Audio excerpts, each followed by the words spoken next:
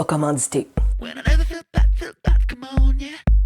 Alors, je voulais filmer une vidéo hier, suite à mon congé du mois de mars, la relâche scolaire, la semaine de relâche, la fameuse semaine de relâche, tellement mal comprise. Et j'avais aucune inspiration jusqu'au moment où j'ai trouvé un article dans la presse qui était intitulé, puis là, si je l'ai mal intitulé, vous allez voir le lien en bas dans la boîte à commentaires. Faut-il échouer les élèves?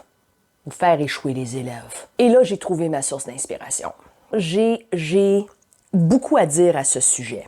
Évidemment, l'article énumérait un paquet de statistiques au sujet du taux d'échec, le seuil de réussite, le taux de réussite, quelle commission scolaire avait les meilleurs résultats. Et j'avais une rage intérieure qui était sur le point d'exploser.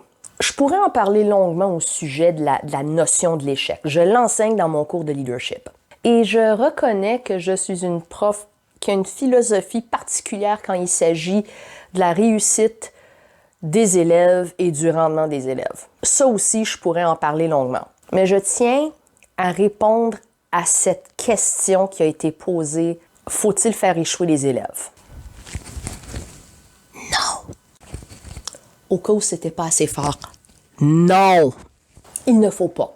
Il ne faut pas créer une situation d'échec pour les élèves et voici pourquoi. Premièrement, échouer dans le contexte actuel est complètement déstabilisant, déroutant, démoralisateur. Je pense qu'on a répété depuis printemps dernier qu'il y a du rattrapage à faire, qu'il y a des acquis à combler, que les élèves sont en retard. Je pense qu'on nous l'a répété ad nauseam. Donc, faire échouer un élève, c'est renforcer le fait que les élèves sont en retard, ont du rattrapage à faire. Si vous étiez en train de courir un marathon, votre tout premier marathon, et que quelqu'un courait à côté de vous et vous criez « Hey! Tu sais que t'es le 275e?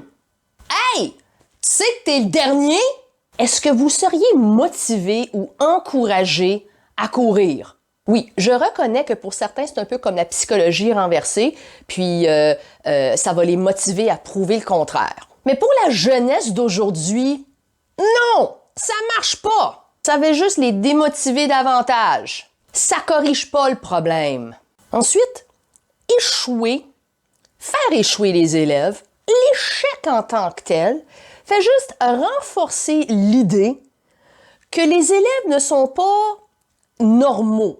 Veux pas, quand on parle d'échec, on parle d'un seuil de réussite, on parle d'une note qui est normale pour déterminer l'échec ou la réussite. Et on s'entend que ce n'est pas une année normale. Donc, répéter que les élèves sont en situation d'échec, qu'ils sont anormaux, lors d'une année anormale, c'est un non-sens. Puis là, j'ai pas envie de commencer à parler au sujet de la perversité des notes numériques et comment ça crée plus de stress et plus d'anxiété chez les élèves. Ça, c'est une autre paire de manches. C'est une autre paire de manches, puis c'est une autre paire de pantalons, OK? Puis c'est pas dans cette vidéo-là où je vais pouvoir vraiment parler de ce problème. Enfin, échouer fait juste répéter la notion que c'est une finalité. C'est supposé qu'il n'y a pas de deuxième chance. Oui, je sais qu'il y a plusieurs parmi vous qui vont dire « Ben non, madame la prof, il y a tout le temps des deuxième et troisième chances. » Mais malheureusement,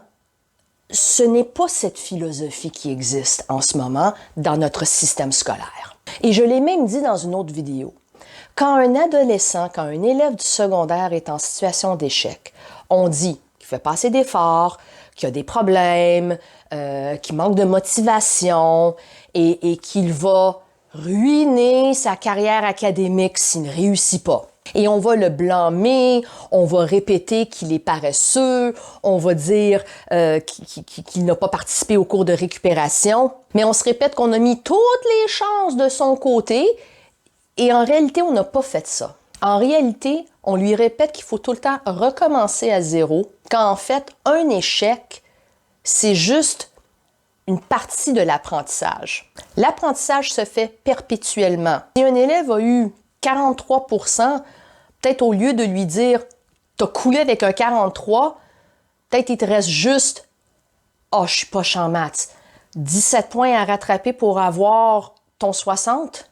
Il faudrait davantage voir l'apprentissage comme une progression. C'est sûr que nos résultats sont atroces. C'est sûr. Mais si on évalue nos élèves comme si c'était une année normale, ça sert à rien. En fait, oui, ça sert à quelque chose. Ça sert à ruiner, à saper le moral, à gâcher le peu de plaisir qu'un élève pourrait avoir face à son parcours académique. Puis là, je suis pas en train de dire que mon approche, celle que j'ai adoptée dans ma classe, est la meilleure. C'est pas ça que je suis en train de dire. Chaque prof a sa sauce à spaghetti, puis on met nos épices et notre saveur particulière. C'est pas à moi de vous dire comment vous allez enseigner et comment vous allez gérer votre classe et travailler avec vos élèves. Mais si j'entends une autre personne parler de taux d'échec, de taux de réussite, de rattrapage, je leur pitch mon bécherel en pleine face. Je crois que la première chose à faire, avant de parler de notes, de réussite, d'échec, c'est de parler de connexion avec nos élèves. Nos élèves ont besoin de savoir que leurs profs sont là pour eux et non pas pour mettre des bâtons dans leurs roues. Même ceux qui, en apparence, paraissent bien, souffrent énormément. Et pour d'autres, l'école est le seul endroit où ils peuvent vivre quelque chose le moindrement normal. Évidemment, dans un contexte complètement anormal. Donc, je le répète, on ne peut pas faire échouer nos élèves. On ne peut pas couler un élève, on peut pas mettre une note d'échec à un élève. Leur donner cette sentence me réduit à être un bourreau éducatif. Et pour moi, c'est pas ça être prof. Sur ce, passez une excellente journée.